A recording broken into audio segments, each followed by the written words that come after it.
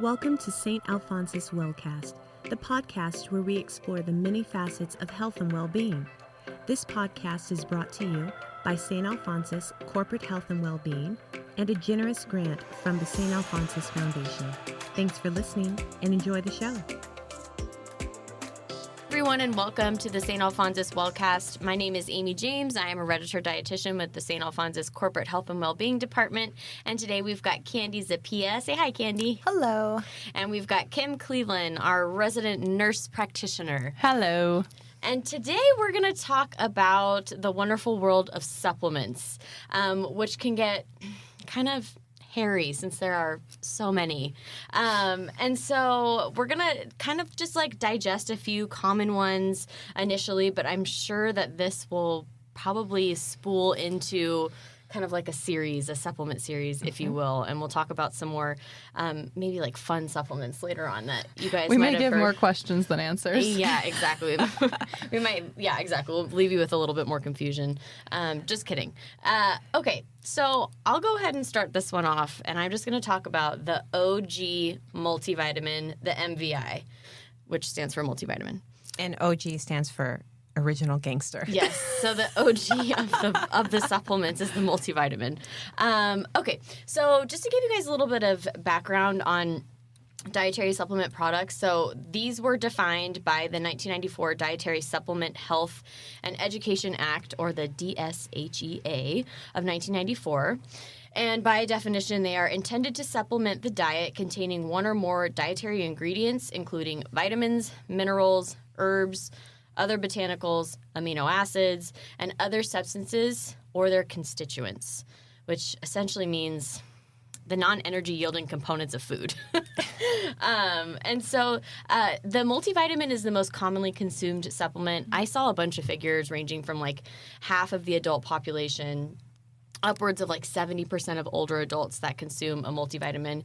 In other words, it's pretty common. It's something you hear. It's probably something you've been asked by your doctor, are you taking your multivitamin? But essentially what they are just supplements that contain like just a tiny hint or an array of helpful nutrients. And so you can kind of think of it as like an insurance premium to cover your bases. If it's difficult to meet your nutritional needs every day, then you might consider a multivitamin. They're meant to fill smaller, not as urgent or pressing nutrient gaps, which again is kind of like your insurance policy on your health or like a fail-safe. So, according to the National Institutes of Health Office of Dietary Supplements, there's no standard or regulatory definition for multivitamins, and that includes what nutrients they must contain and at what levels. So it's kind of, this is where we get into like the hairiness of supplements and their regulation, and we'll get into a little bit more details. But it's really up to the manufacturers, and it can vary widely based on like what their composition is and the quality of the multivitamin. So essentially what you'll hear Kim and I say a lot today is that if you eat a balanced diet, fruits and vegetables, whole grains, all that good stuff, high-quality sources of protein, and all the things that are included in a well-rounded diet, the likelihood that you really, really need a multivitamin or that you're going to have some, like, overt health benefit from consuming a multivitamin is unlikely. But there are some populations of people that really benefit from multivitamins. For example, pregnant women, obviously you want to cover your DHA, your folic acid, and so a prenatal vitamin is wise for you to have, but also not recommended in every country. Growing children, elderly, if you have a condition that causes malabsorption, or if you have if you're taking a medication that interferes with absorption of a nutrient, or any other type of medical condition that might yield a supplement recommendation. Obviously, circumstances are a little bit different for you. So, as it pertains to multivitamins, which one should you choose and why? So, I'm going to get a little bit more into the hairiness of regulation here. So, the FDA is actually charged with regulating dietary supplements under the DSHEA, which is what I will refer to that as from now on because the acronym is way too long. It's too long. But unlike pharmaceuticals, the DSHEA doesn't require supplement manufacturers to establish product safety, health benefits, efficacy, quality, or ingredient integrity before going to market. So you see a lot of like mislabeled supplements. You potentially could have contaminated products. Or wasn't that thing at Target a few years ago where like half the supplements just had sawdust in them or something like that? Yeah, and I mean, this can like really spin into a conversation about like food fraud, and because, you know, the FDA can only really manage to regulate like, what is it, like 80% of our food system. And so it's kind of ridiculous to have them, to expect them to be able to also regulate our supplement. Yes, every single supplement that's out there. There's so many. And so many companies now popping up everywhere that are coming up with their own Exactly. formulations. Exactly. So really long story short, you guys, supplements are not regulated well. And so when it comes to choosing one, I have really specific standards as far as what you should choose. Because multivitamins can come in gels, they can come in powders, they can come in liquids, gummies, and the sheer amount of brands out there is so overwhelming. So to make this as easy as possible, look for signs of reputability. And the number one thing is quality certifications. And so I'm talking agencies like consumerlab.com, NSF International, and U.S. Pharmacopoeia Convention, or USP. If I had to make a recommendation, like right off the top of my head, when anybody asks me what's a good brand, Nature Made. They're regulated by USP, that last regulatory agency I talked about. And you can buy that brand anywhere. Exactly. Like I've seen them everywhere. It's everywhere. Yeah. It's at all your drugstores. It's at Costco if you want to buy the big bulk items. And it's quality stuff. And it's regulated by USP, which I think, We are not sponsored by Nature Made. No, we are not.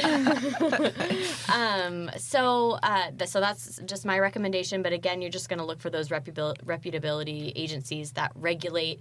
And these people actually go through the supplement. They make sure they're quality. They make sure they're not contaminated or contain harmful agents, things like that. However, I think the take-home message for this entire podcast is, as best you can, choose food first. I think that's a really good one. Love that. So I have a quick question about the supplement situation too, because, okay, we can look and we can see, let's find it from a reputable place. But like the dosages on the different supplements are insane. So I was cleaning out my grandparents' medicine cabinet, and my grandmother was giving my grandfather B12. The Costco version of the B12 complex has 8,000% of the daily value of thiamine, 4,000% of vitamin B12, and 1,000 of like biotin and, B2, 1,500. These seem like big numbers. Mega doses, we call them. Yes, these megadoses. Are there concerns about megadoses on some of these supplements, and what numbers should we be looking for if we do want to take supplements? Well, Kim will get into B complex. Good. So that's something that we're going to talk about. Good. It really comes down to, yes, it is based off some research. Well, at least we hope so. Again, kind of like going back to what I just said, you can't like always bank on that. But B vitamins are water soluble, and so essentially whatever you don't use or you don't absorb, you're just going to pee it out. That's good. But I'm going to save the rest for when Kim gets to that at the end. But that's a really good question.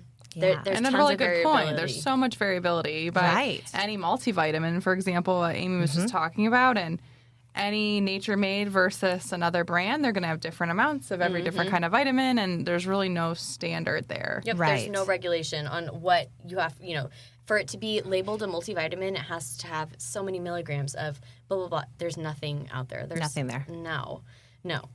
It's a free-for-all. And I actually don't quote me on this, but I think that these regulatory agencies don't even really look into that aspect of things. It's more like quality of the supplement. Is it contaminated? Like that Gotcha. it's safe. That is safe. Not necessarily like, make sure it's got, X amount of XYZ. It's really complicated. Yeah. Very complicated. And it's so look for the regulatory agencies. Otherwise, look into the companies. Like there are tons of great brands popping up, like Thorne. Thorne is a huge one right now that everybody's looking into, which I want to say is, regulated and reputable, but again, they're not they're not regulated by any of those agencies. No, and there are certain, besides those third parties that, you want to look for third-party testing agencies too. Some people are using certain companies to test those ingredients, and I think that is a really important part of it, that it's not just what the company is saying is in there, but instead what another agency is saying in that company's product. Yeah, definitely. Okay, so we covered the OG, the multivitamin. Let's go to Kim now, and she's going to talk to us about vitamin D, calcium, and magnesium. Okay. So first of all, my disclaimer for this whole podcast and for myself is that I am a healthcare provider. I am not your healthcare provider. And so for your individual recommendations, this is not intended to be advice for you, but is supposed to be general information that you can take for your knowledge and then consult with your own healthcare provider to determine what's needed for you or your family members. But starting with calcium and vitamin D and magnesium kind of goes along with this too. I'll do vitamin D first. It's a really important vitamin in the body. It's fat soluble, so it can build up and be stored in your body. And it's a super important vitamin in the immune system, bone function, mood, energy. And then low levels, you can end up with osteoporosis, so breakdown of your bones. It's associated with certain diseases like multiple sclerosis, impaired immune function, things like that. And I want to say, probably 10 years ago, it was kind of like everything had to have been vitamin D. Everyone was coming in, they wanted their thyroid checked and their vitamin D. And so there was a lot of information out there about taking vitamin D supplements. And there is quite a bit of data that people in the northern hemisphere aren't getting enough vitamin D. And those of us who work in the office buildings all day, we're not getting enough vitamin D either. Who's that? That's not me. I know, right? Just kidding, it is. I know. So our body synthesizes it from sunlight on our skin, and then the only other way to get it is through vitamins or fortified foods. So, in general, 400 to 800 units per day is a good idea to supplement with if you're going to, if you find out that your vitamin D levels are low, or if you're inside all day, it's not a bad idea. That's unlikely to be an amount that's going to cause any problem for you. And then also if you have a syndrome that's associated with low vitamin D, like if you end up with osteoporosis or something like that, then we may check your D level and then recommend another dose for you. And then just to give you an idea of how much vitamin D is in certain food products, you want between that 400 and 800 units a day. Fortified milk is going to have about 150 units per cup. And then cod liver oil, which is another common supplement, and we'll get to that in a little bit. There's about 450 units per teaspoon of the cod liver oil, so that's quite a bit.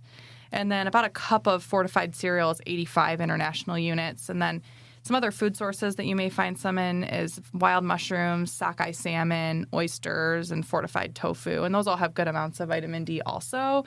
So there are ways to definitely get enough vitamin D from your diet, as well as trying to get outside with your skin exposed to sunlight. Again, there's been a lot of information out there about skin cancer prevention and wanting to wear tons of sunscreen and wear your UPF clothing and all that. But that, of course, is going to interfere with our ability to get vitamin D too. And then people who have darker skin are also less likely to synthesize vitamin D as well from their sun exposure. So, and we're not saying go outside and bake in the sun for extended periods of time.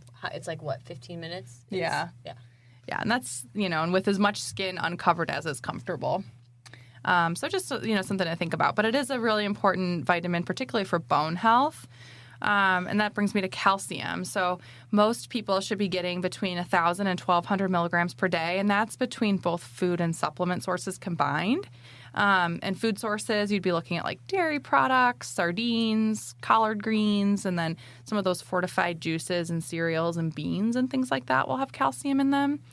The most important group, I would say, that's important for an adequate calcium intake for bone purposes is going to be adolescents who are building a lot of bone, and then postmenopausal women who no longer have the estrogen needed to help with their bone, maintaining their bone density. So if you don't eat a lot of calcium-containing foods, or if you're worried about osteoporosis with a family history, it might not be a bad idea to take a supplement. And that may look like even, 600 milligrams of calcium. If you know you're getting some in your diet, doesn't mean you have to take the entirety with calcium supplement. And it's important to know that if you take too much calcium, it's not necessarily a good thing. You can end up with kidney stones. And there's some studies from a while back that suggest that dietary calcium can increase calcification in your heart arteries, which can lead to heart attacks. But that's really not too conclusive. The point is that, more is not better. Yes. And just only supplementing with what you need that you don't think you're getting from your diet is a good idea. So... Did you want to touch on magnesium, or should I? Yeah. Okay. And then magnesium is another really important portion of bone health as well, but there's lots of indications that people have been taking magnesium for. I feel like it's sort of the new vitamin D. It feels like everybody's taking it. I was also going to say the same thing. Yeah. I think I was taking chelated magnesium for a while for some tense muscles. Yeah, like people pains in take my it for back. that. Yeah. They take it for recovery from workouts. I've heard. Yes. People take it for GI, like if you have constipation, magnesium citrate can help for that. And then that's right. magnesium threonate is also really good for sleep. Yeah. So it's very universal.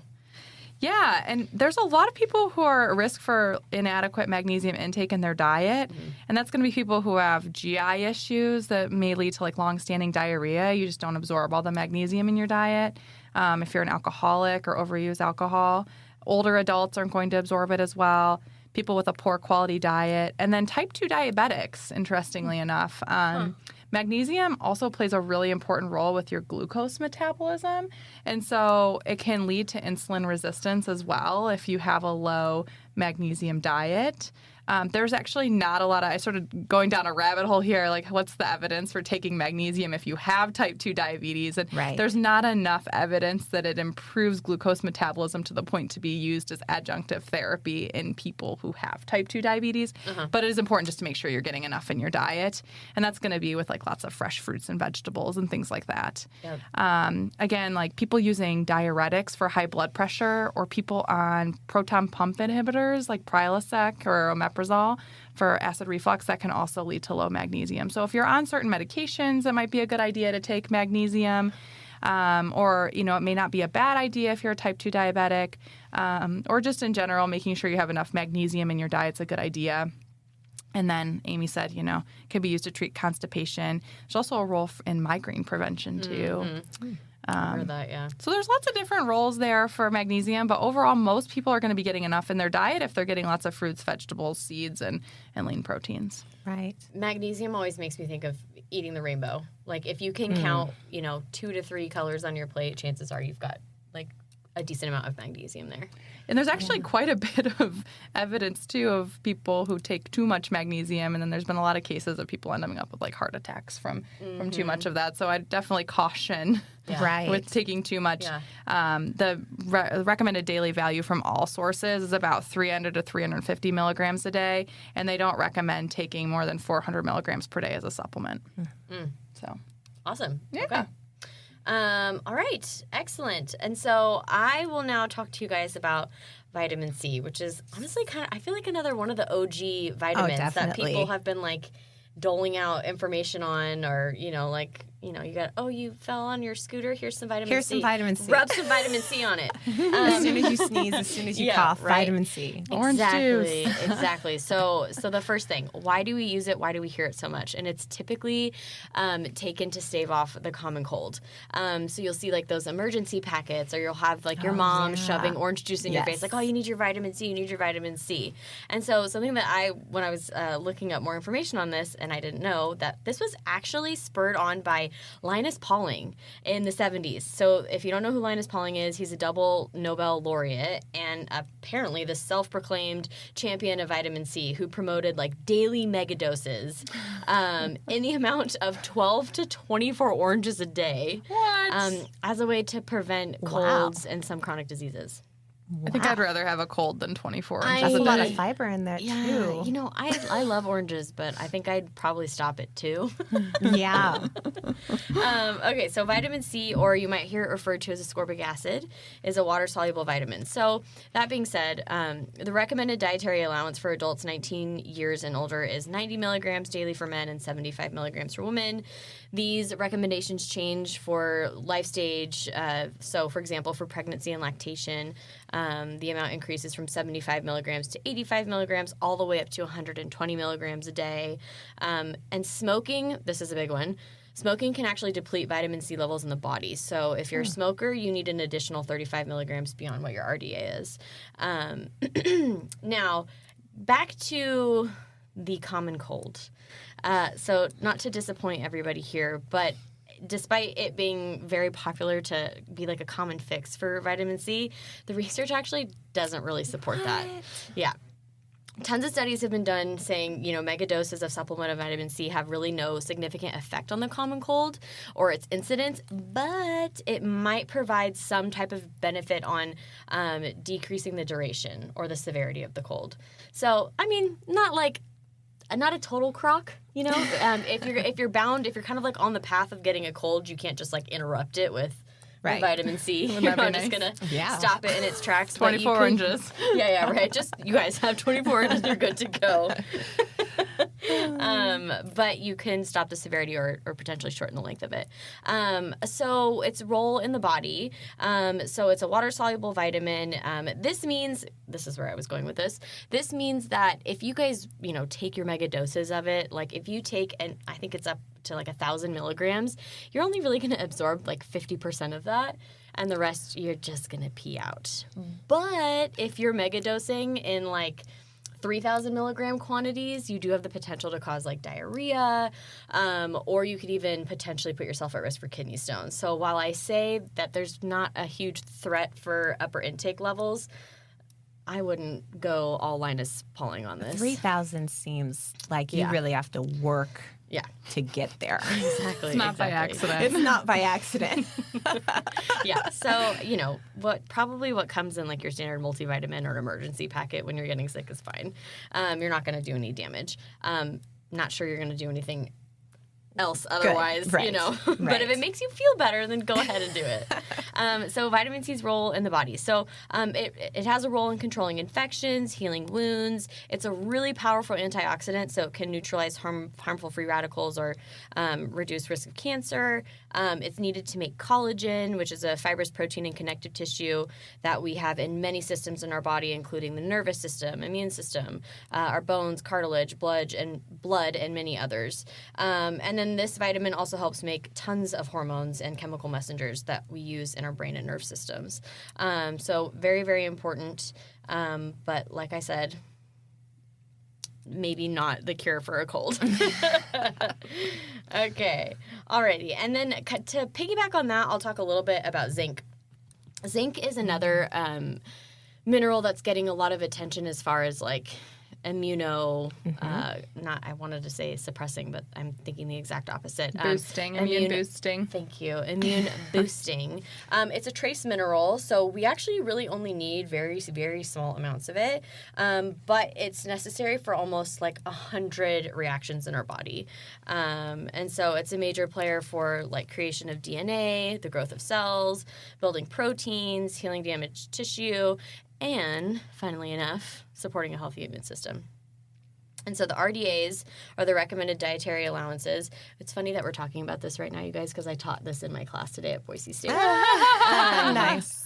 So for 19 years and older, for men, you only need 8 milligrams. So, 11 milligrams for men and 8 milligrams for women. So really That's different. low.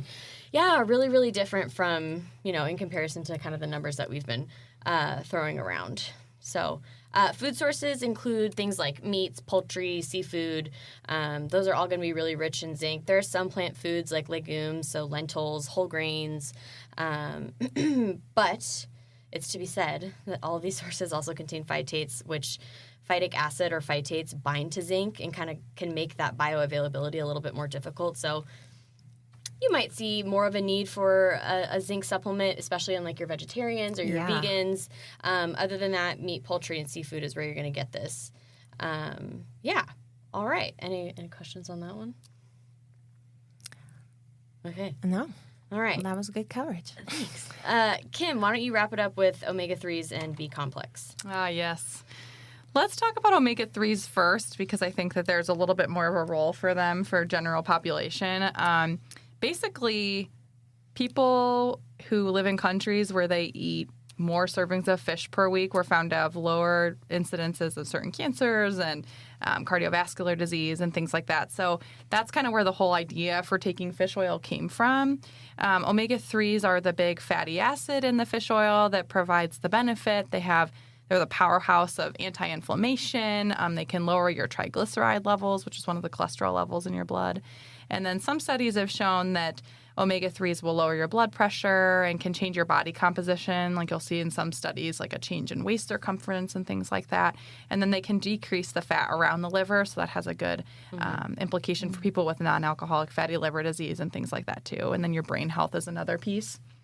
So interestingly about the omega-3s, particularly in the U.S., is a lot of our diet is sort of corn heavy. There's high fructose corn syrup and all these other inflammatory omega-6 fatty acids. And so Seed we oils. don't have a lot of that omega-3 in our diet that's providing that balance, that anti-inflammatory balance. So I think it might be a good idea for some people to take omega-3s, and you can either do this with a fish oil supplement, or cod liver oil is another common source of these omega-3s.